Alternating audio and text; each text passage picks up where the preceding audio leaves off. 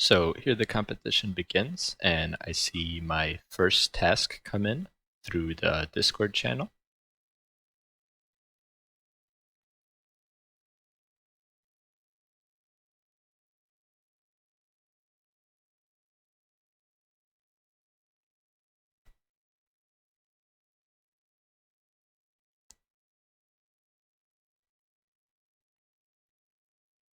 I run netstat to see the list of connections, and at this point, I don't really know where to continue on further.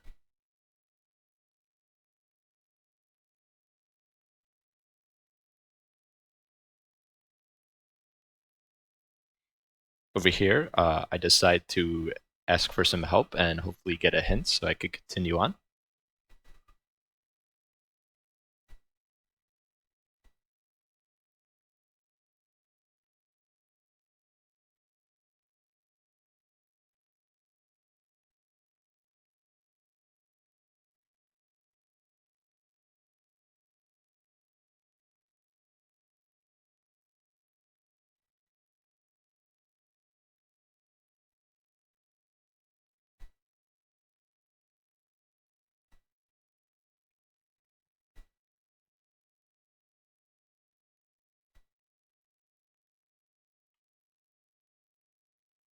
Over here, I see one of the purple team members is typing, and hopefully he will give me a hint.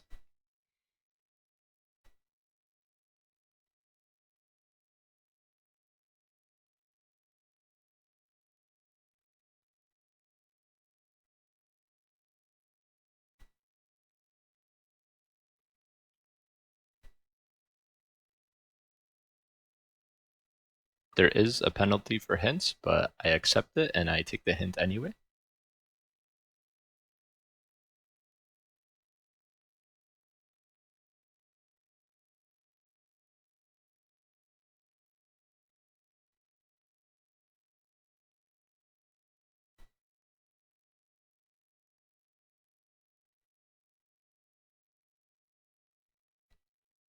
And I get my hint.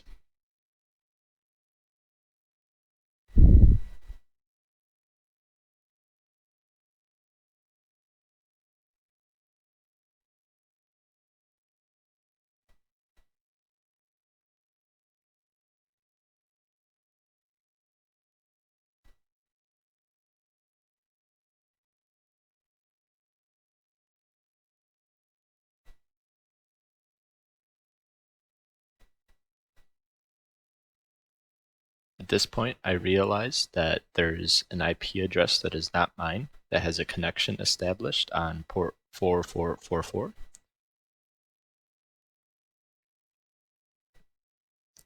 And at this point, I'm thinking of using task list to actually see what's running there.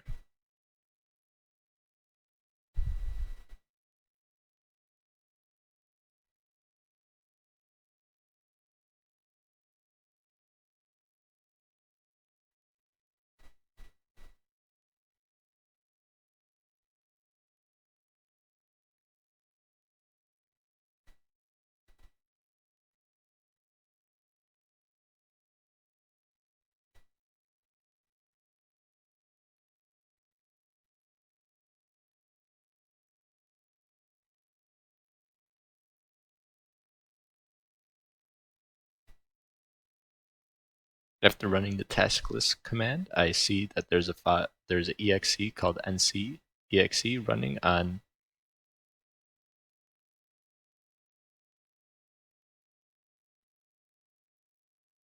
I let my purple team member know that I found something.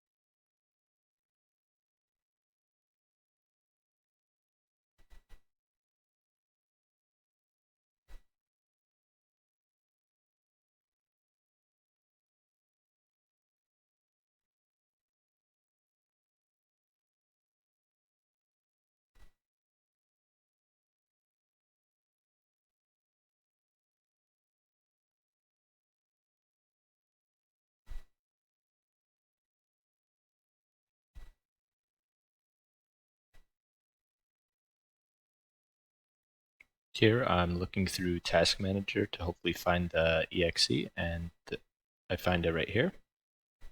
Through this, I could go into properties and see its location.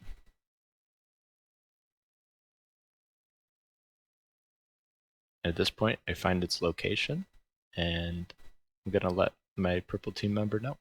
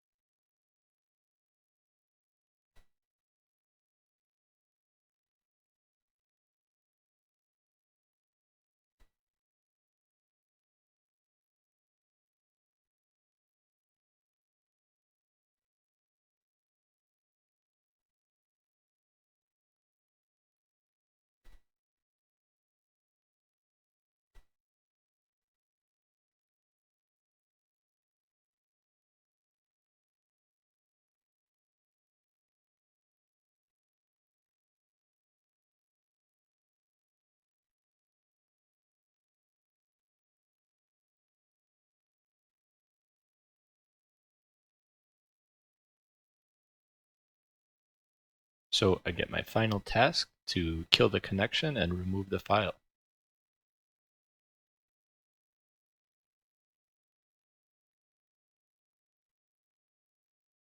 Here I ask for one more hint.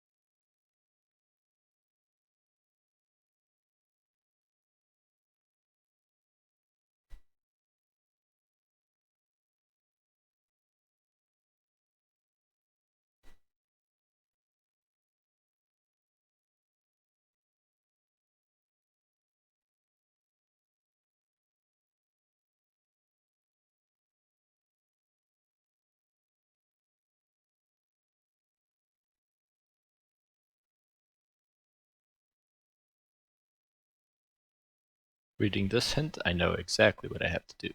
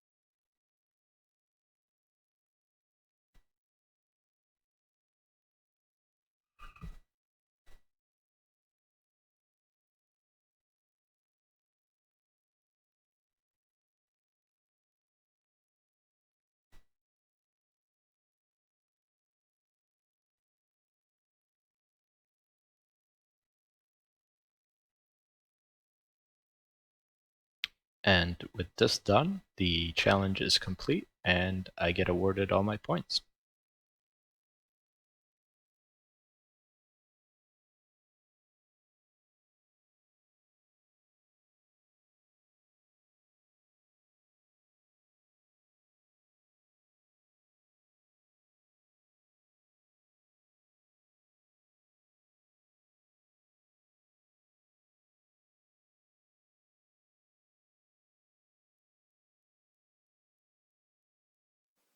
Hello and welcome to the CyberHawks Cyber Challenge. Today I'm going to be going over the Red Team demo. It's fairly straightforward, just to give you guys an idea of what you might be doing if you are taking part in the challenge from the Red Team perspective. In the video here, you can see me that I'm currently pinging the Windows machine that we will be trying to attack, just to make sure that I have connectivity up. And then I'm reading the prompt that the purple team sends in, which says there's been a strange rumor going around of a bind shell running on the target, some port between 4,000 and 5,000. Check to see if this is the case using a scanning tool of your choice, and if it is, use Netcat to connect to it. What are the contents of file data files flag.txt? Do not kill your shell until told to do so. So here, I kind of give you guys an example of what you might want to do in case you need a hint. So I asked the purple team, so I need to do a port scan. Any hints on how to do it? I know I need something like nmap, but I don't exactly remember the commands or whether I should be using nmap in the first place. So I'm just kind of waiting on the purple team's response.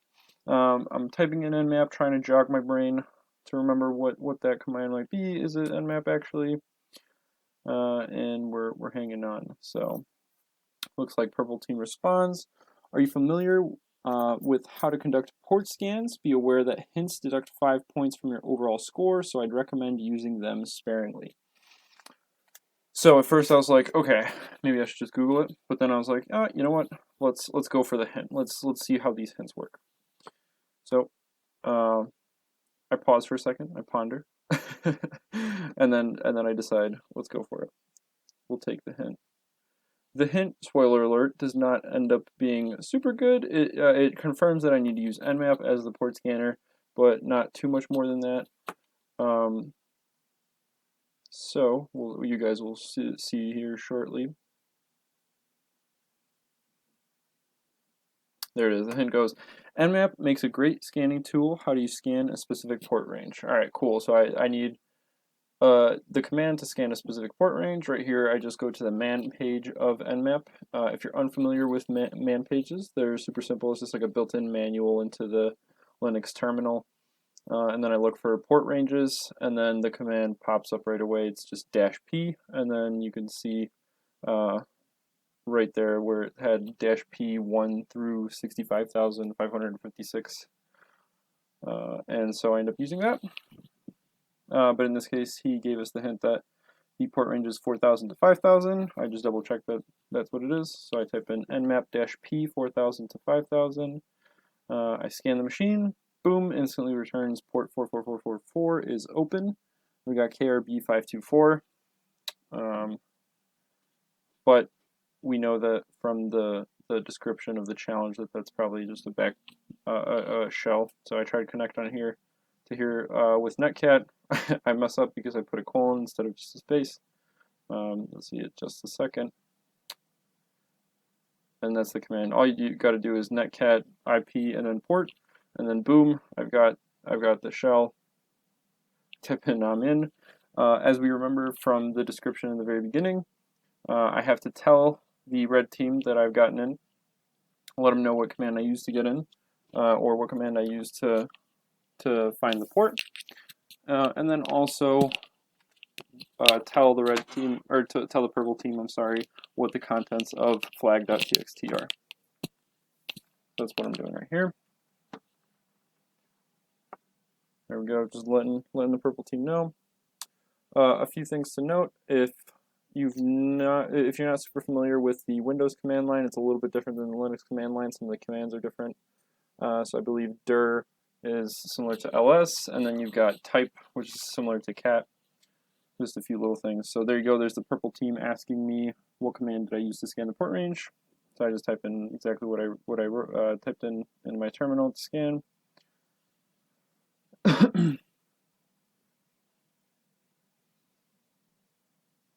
Like so. And I go back to my terminal to the shell that's connected to the Windows machine. I just changed the directory to the, I believe it was data files and then flag.txt. Here I just double check it. Yep, data files flag.txt. I try to do up arrow. So when you're connected to one of these shells, you can't do up arrow, and I always forget that. There you go. See flag.txt. In order to read it, you just do type flag.txt, as I'll do here in a second. And ta-da, we get the contents. So I've told Purple Team what I used to scan, and then now I'm telling him what the contents of the flag is, and we're good to go. And that's similar to a lot of how these challenges are going to work. You know, you'll get like a general overview of what the vulnerability might be, where you got to look, and then you kind of get going. Likely will involve some scanning of different sorts. Enumeration's certainly a big component of red teaming in general, and that's no less true here for our challenge. So you're going to have to enumerate, find out where the vulnerability is, attack it, describe it to us, and hopefully find whatever flag or whatever thing you need to before blue team kicks you off. And remember, if you're connected to a shell, hang on until the purple team confirms. You can see that right here with purple team being like, perfect, are you still connected to the shell, or have you already killed it? I let them know that I'm still connected. They see me, and they reward me with some points. So very cool. This was a very small scale example. You're also going to get to see the perspective from the blue team, and I believe the purple team as well.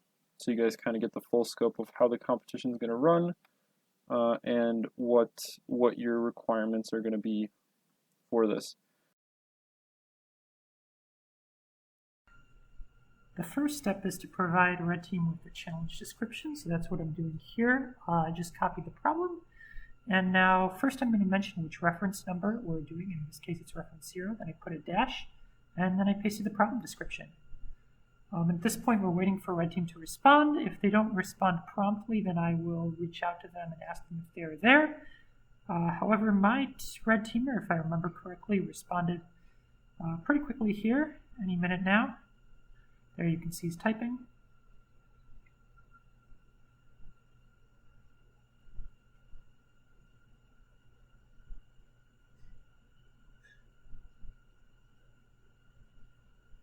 So it looks as if a red team wants a hint. However, hints do cost points, so we don't encourage taking hints unless they're absolutely necessary, especially since we want red team to work on their own as much as possible.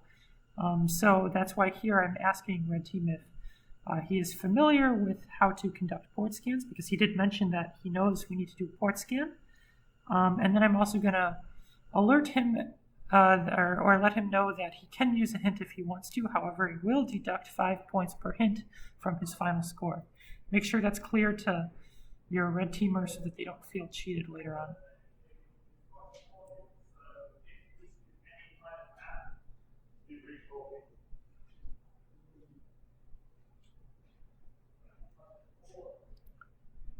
So I'm also preparing the hint. I have already copied it in case the red team does request it.